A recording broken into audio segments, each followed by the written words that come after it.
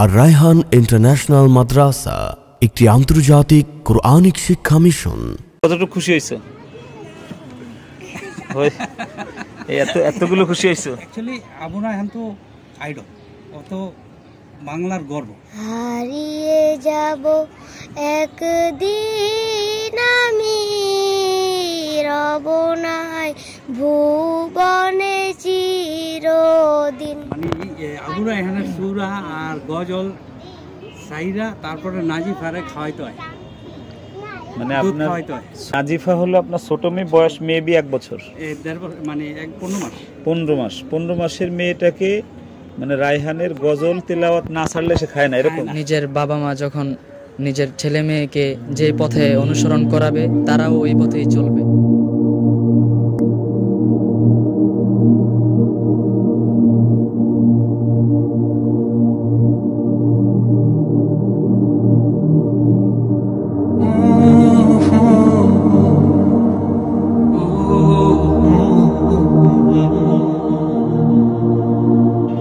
আসসালামু আলাইকুম রহমতুল্লাহি ওয়া বারাকাতুহু।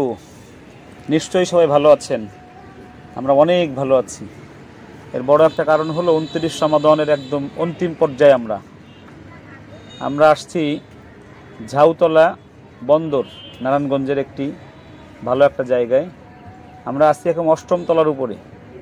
আমার পাশে যে বসা আছে সে দুবাই বিজনেস করে ভাইজান। ওনার একমাত্র ছেলে মোহাম্মদ মারুফ সরকার। তুমি কি সরকার? হ্যাঁ, সরকার মানে তো এই যে আমাদের যে প্রধানমন্ত্রী সরকার, সেই সরকার না তো? ওই সরকার হলে তো কামই হতো, তাই আর আমাকে কোনো দুশ্চিন্তা ছিল না আর। তো মারুফদের বাড়িতে আমরা আসছি। মারুফের পুরো পরিবার আমাদেরকে অনেক ভালোবাসে, তার বাবা, তার মা, তার বোনরা এবং তার বোন জামাই সবাই আমাদেরকে অনেক ভালোবাসে। তো গত 2 দিন আগে আর রায়হান ইন্টারন্যাশনাল মাদ্রাসায় মারুফ আর তার বাবা গিয়েছিল। আমাকে যথেষ্ট, আমি যতটুকু বুঝছি, আমি মানে 2 দিনের মধ্যে ছুটে চলে আসছি, মূলত ভালোবাসার গভীরতা চিন্তা করে আসছি। এরকম তো আমরা হুটহাট কোথাও যাই না, মানে যথেষ্ট চিন্তা ভাবনা করে কারো বাড়ি যাই। তা মারুফের বাড়ি আমরা আসছি, মারুফের ভালোবাসার গভীরতা দেখে আমরা আর থাকতে পারি নাই। রায়হান চট্টগ্রাম ছিল, রায়হানকে নিয়ে এসে বললাম, ঠিক আছে উস্তাদজি চলেন। তো মারুফ দুবাইতেই থাকে, বাংলাদেশে থেকে যাবে এখন শুধুমাত্র কেবলমাত্র আমাদের কাছে সে কোরআন হিফজ করবে। কোরআন হিফজ করার জন্য এখানে এসেছে, থেকে যাবে আলহামদুলিল্লাহ। মারুফ কেমন আছো? তোমার পুরো নামটা বলো তো বাবা। মোহাম্মদ মারুফ সরকার। তোমার পুরো নাম হলো মোহাম্মদ মারুফ সরকার। জি। তোমার আব্বুর নাম কি? সোহেল সরকার। সোহেল সরকার। আর দাদার নাম কি? সালাউদ্দিন। সালাউদ্দিন সরকার। তোমার গ্রামের নাম কি?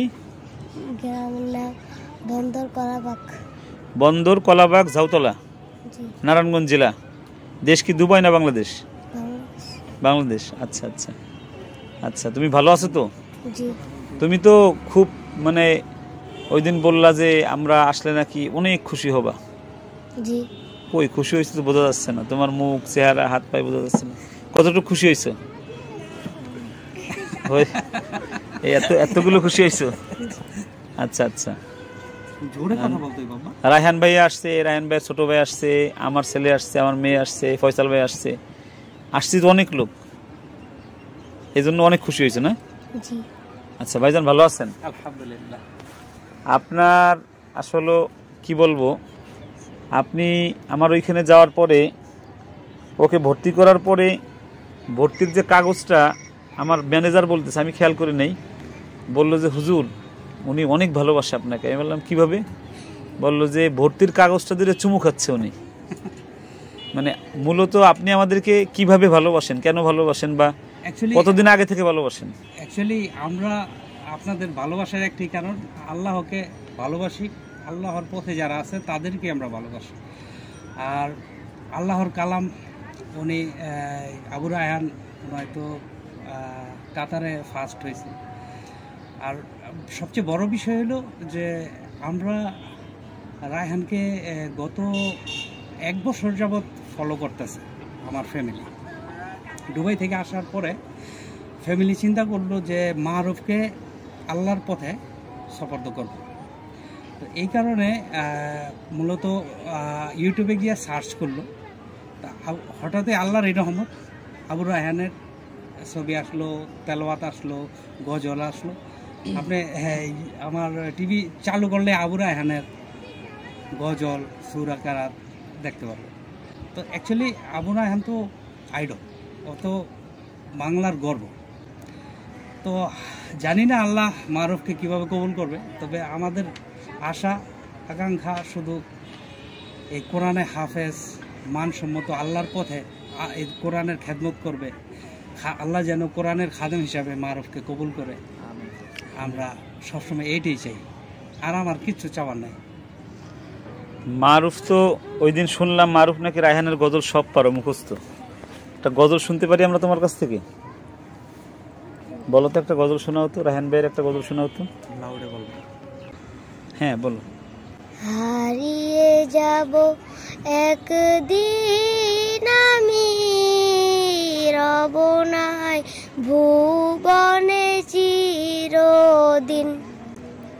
হারিয়ে যাব একদিন আমি, রব নাই ভুবনে চিরদিন।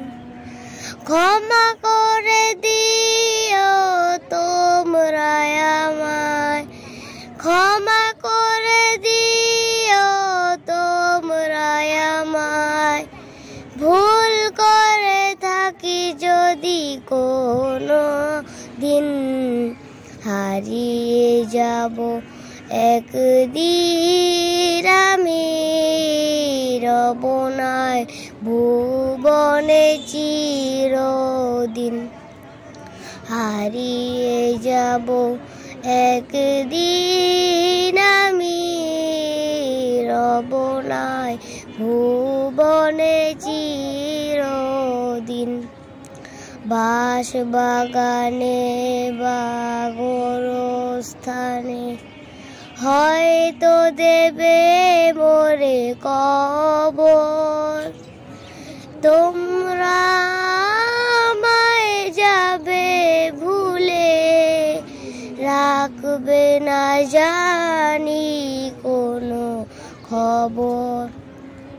বাঁশ বাগানে বা গোরস্থানে হয়তো দেবে মোরে কবর। তোমরা আমায় যাবে ভুলে, রাখবে না জানি কোনো খবর। পড়বে কি মনে আমার কথা, ফেলবে কি অশ্রু কোনো দিন। হারিয়ে যাব একদিন আমি, রব নাই ভুবনে চিরদিন। মাশাআল্লাহ মাশাআল্লাহ মাশাআল্লাহ মাশাআল্লাহ, একদম ভাইয়ার মতো হয়েছে। তাহলে তোমার ভাইয়া তোমার সামনে, তুমি এখন যদি তোমার সাথে ভাইয়া বলে তোমার ভালো লাগবে আরো বেশি? ভাইয়ের মুখ থেকে শুনি আমরা তোমার এই গজলটাই পরের অংশ। হ্যাঁ, তুমি ভাইয়ের সাথে বলো। তোমারটাই তো সুন্দর হয়েছে, আমি আর কি বলবো।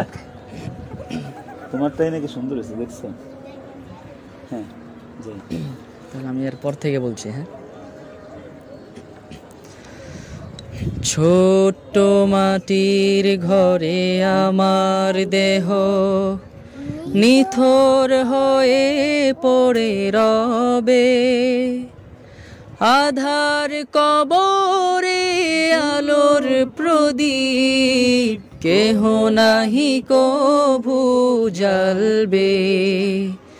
ছোট্ট মাটির ঘরে আমার দেহ নিথর হয়ে পড়ে রবে, আধার কবরে আলোর প্রদীপ কেহ নাহি কভু জ্বালবে। থাকবে না কেউ জানি আমার পাশে, কাটাবো একাকী রাত্রি দিন। হারিয়ে যাব একদিন আমি রব নাই ভুবনে, হারিয়ে যাব একদিন আমি রব নাই ভুবনে চিরদিন। মাশাআল্লাহ মাশাআল্লাহ। রায়হান, একজন শিল্পীর সবচেয়ে বড় সার্থকতা হলো যখন তার গাওয়া একটি গজল মানে দেশের বিভিন্ন প্রান্ত থেকে ছেলেরা মেয়েরা শিশুরা গায়, এটা একজন শিল্পীর সবচেয়ে বড় সার্থকতা। হুজুর আরেকটা কথা, মানে আবু রায়হানের সুরা আর গজল সাইরা তারপরে নাজিফারে খাওয়াইতে হয়, মানে দুধ আপনার খাওয়াইতে হয়। নাজিফা হলো আপনার ছোট মেয়ে, বয়স মেবি 1 বছর, মানে 15 মাস। 15 মাসের মেয়েটাকে মানে রায়হানের গজল তেলাওয়াত না ছাড়লে সে খায় না, এরকম? সারতে হয়, তারপরে আপনি দেখবেন তবে সারতে হয়, আর হ্যাঁ এরকম তুলবো আর খাইবো। প্রিয় দর্শক, এটা কিন্তু আগে আমরা শুনতাম যে বাচ্চাদেরকে গেমস ছেড়ে তারপরে খাওয়াতে হয়, কিন্তু নতুন অভিজ্ঞতা যে 15 মাসের বাচ্চা তেলাওয়াত ছেড়ে ইসলামী সঙ্গীত ছেড়ে তারপরে খাওয়াতে হয়। এই কালচারটা আপনার পরিবারেও নিয়ে আসেন। আপনার সন্তানটাকে গেমস থেকে বের করে এনে সওয়াবের আমলের মধ্যে ঢুকাইয়ে দেন। সব সময় আপনার ঘরে তেলাওয়াত বাজান, সেটা যে যার তেলাওয়াত হোক, ওই তেলাওয়াতের তালে তালে তাকে খাওয়ান। তার দিমাগের মধ্যে, মগজের মধ্যে, তার চিন্তা চেতনার মধ্যে বাচ্চার ছোটকাল থেকে মেমোরাইজ হয়ে যাবে আল্লাহর এই কালাম। তো রায়হান, আজকে তোমার কেমন লাগছে যে তোমার তেলাওয়াত ছেড়ে না দিলে বাচ্চা 15 মাসের বাচ্চা খাবার খায় না, দুধ খায় না, আর তোমার গজল গাচ্ছে মারুফ, দুবাই থেকে চলে আসছে আমাদের কাছে পড়তে বা তোমার কাছে পড়তে, তোমার ভালোবাসায় বা আমাদের ভালোবাসায়, এই বিষয়ে তোমার বক্তব্য কি? আর তোমাকে যারা অনুসরণ করে তাদের বিষয়ে তোমার পরামর্শ কি?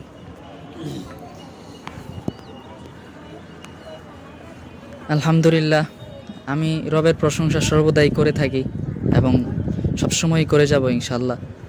আর এখানে এসেছি আলহামদুলিল্লাহ, খুব ভালো লাগছে। আঙ্কেলের এখানে আসলাম তো আসলে কি ব্যাপারটা হচ্ছে আমার জন্য অনেক সৌভাগ্যের হয় তখনই যখন কেউ আমাকে অনুসরণ করে বা আমি তো স্বয়ং আমি নিজেই আল্লাহর কালাম তেলাওয়াত করার চেষ্টা, তো আমি সর্বদাই চেষ্টা করি আল্লাহর কালাম খুব ভালোভাবে পড়ার, এবং ইসলামী সঙ্গীত যেগুলো আছে সবই আল্লাহর প্রশংসা, এবং সর্বদা দিন শেষে একটাই উদ্দেশ্য, সেটা হচ্ছে আল্লাহর যেন সন্তুষ্ট থাকে আমাদের উপর। তো হুজুর যেটা বললেন এবং আঙ্কেল যেটা বললেন যে ওনার বাচ্চা মানে আমার গজল শুনে তারপর খাওয়া দাওয়া শুনে, তো আসলে এটা যদি আমি বলি, নিজের বাবা মা যখন নিজের ছেলে মেয়েকে যে পথে অনুসরণ করাবে তারাও ওই পথেই চলবে। সুতরাং আমি ধন্যবাদ দিতে চাই আঙ্কেলকে। তো ওনারা যে পথটাকে দেখাবে ওনাদের শিশুদেরকে, তারা সেই পথকে অনুসরণ করবে, এবং আমি অসংখ্য মোবারকবাদ জানাই ওনাকে। আল্লাহ যেন ওনার সন্তানদেরকে সঠিক পথে পরিচালনার কারণে যেন সামনে এগিয়ে যেতে পারে। এবং মারুফকেও অসংখ্য ধন্যবাদ, সে কোরআনের পথে হাঁটছে, আল্লাহ যেন তাকেও কবুল করেন, কোরআনের জন্য কবুল করেন, এবং আল্লাহর প্রশংসায় যেন সেও খুব সুন্দরভাবে সঙ্গীত গেয়ে মানুষের মন জয় করতে পারে, আল্লাহ যেন তাকেও কবুল করে। শুকরিয়া। আলহামদুলিল্লাহ, আমরা রায়হানের কথা পেলাম। আমরা আরেকটু কথা, আমরা মারুফদের বাড়িটা আমরা পুরো দেখবো ঘুরে, সাথে আপনাদেরকে রাখবো ইনশাল্লাহ। তো মারুফের তেলাওয়াত নিব আমরা, ওদের সুপার রুমে নেব ইনশাল্লাহ। এখন আমরা ইফতারে যাব, ইফতারের বিরতিতে, ইফতারের পরে ইনশাল্লাহ আবার আসবো।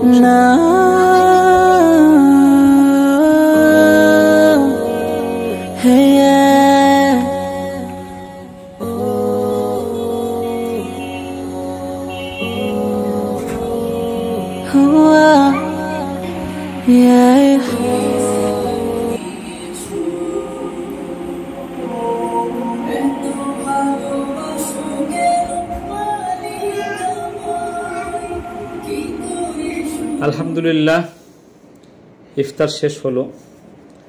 অনেক ভালো ভালো খাবার দিয়ে ইফতার করলাম, আল্লাহ সুযোগ করে দিয়েছেন, এজন্য মহান আল্লাহর দরবারে শুকরিয়া আদায় করছি।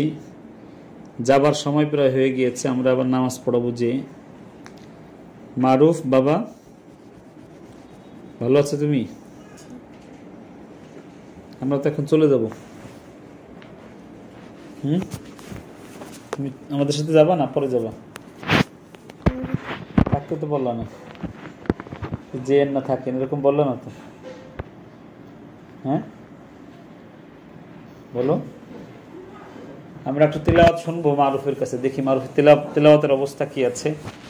আর আমরা তাকে 8 দিন পরে আমাদের কাছে যাবে মাদ্রাসা খুললে, তখন দেখি কি হয়, কতটুকু আমরা করতে পারি সেটা আমরা পরে একটা ভিডিওতে আবার দেখাবো।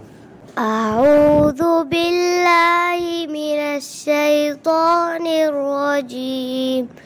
বিসমিল্লাহির রহমানির রহিম। ইয়াসিন ওয়াল কুরআনিল হাকীম ইন্নাকা লামিনাল মুরসালিন আলা সিরাতিম মুস্তাকিম তানজিলাল আজিজির রহিম লিতুনজিরা কওমান মা উনজিরা আবাউহুম ফাহুম গাফিরুন লাকাদ حق القول ولا أكثرهم فهم لا يؤمنون إنا جعلنا في أعناقهم أغلالا فهي إلى الأذقان فهم مطمحون মাশাআল্লাহ। আমরা মারুফের তিলাওয়াত শুনলাম। তিলাওয়াত মাশাআল্লাহ ভালো, বাড়িতে বসে বসে শিখছে যেটা, আলহামদুলিল্লাহ। আশা করি মাদ্রাসার ব্যাকগ্রাউন্ড যখন হবে তখন আর ভালো হবে। আমরা আসলে আপনারা অনেকেই আমাদেরকে আপনাদের সন্তানদেরকে আনতে যেতে বলেন। আমরা অনেক ব্যস্ত থাকি, 600 ছাত্র, প্রায় 60 জন স্টাফ আমার এদের দেখাশোনা করা, 2টা মাদ্রাসা দেখাশোনা করা, এরপর আপনার সন্তানদের আপনাদের আসার পরে তাদের পরিচর্যা করা, সব মিলে অনেক ব্যস্ত থাকি। চাইলেও সব জায়গায় আমরা যেতে পারি না। তো আপনারা যারা আমাদের কাছে তাদের সন্তানকে পড়াতে চান তারা মেহেরবানি করে নিয়ে আসবেন, আমরা চেষ্টা করব।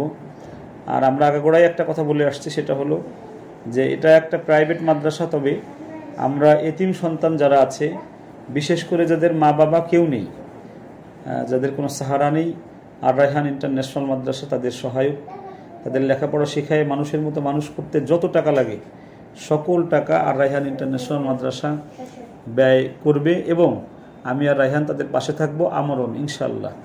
আপনারা আমাদেরকে শুধু নক করবেন, বৈধ যে কাগজপাতি আছে ওইগুলো থাকতে হবে, যেমন চেয়ারম্যানের সত্যায়ন, চেয়ারম্যানের সার্টিফিকেট, এলাকার মেম্বারের সত্যায়ন যে তাদের বাবা নেই, মা নেই, কেউ নেই, এরকম সত্যায়ন হলে তার পিছনে যত টাকা খরচ হোক আমরা খরচ করবো ইনশাল্লাহ। আমাদের সঙ্গে কিছু ভালো ভালো মানুষও আছেন, তারাও সহযোগিতা করবেন এরকম আশ্বাস দিয়েছেন। তো আমরা কেউ না করলেও কোনো সমস্যা নেই, আমি আর রায়হান আমরা আছি। আমরা আজকে যে বাড়িটায় আসছি, বাড়িটা খুবই মনোরম এবং ভাইয়ের রুচি আছে, উনি মিডল ইস্টে বিজনেস করেন, আলহামদুলিল্লাহ অনেক ভালো লেগেছে আমাদের।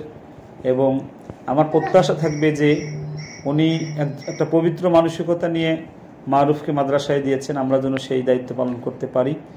আর মারুফের বাবা সোহেল সরকার সাহেবের কাছে আমার একটা দাবি থাকবে, সেটা হলো যে আল্লাহ আপনাকে অনেক দিয়েছে, আপনি এতিম, অসহায়, দুস্থ যারা মাদ্রাসার ছাত্র আছে এদের পাশে দাঁড়ান, এদের জন্য একটা কিছু মৃত্যুর আগে করে যাবেন, যে এই জিনিসটা আপনার কিয়ামত পর্যন্ত সদকাতুল জারিয়া হয়ে থাকবে। যেমন একটা ভালো মসজিদ বা একটা ভালো মাদ্রাসা কমপ্লেক্স তৈরি করে দিতে পারেন, যেটার মাধ্যমে এতিম অসহায় বাচ্চারা লেখাপড়া করবে।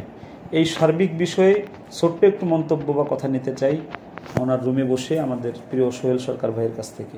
প্রিয় ভাই, আমি আপনাকে যে কথাটা আপনাকে উদ্দেশ্য করে বললাম, এতে কি আপনি একমত?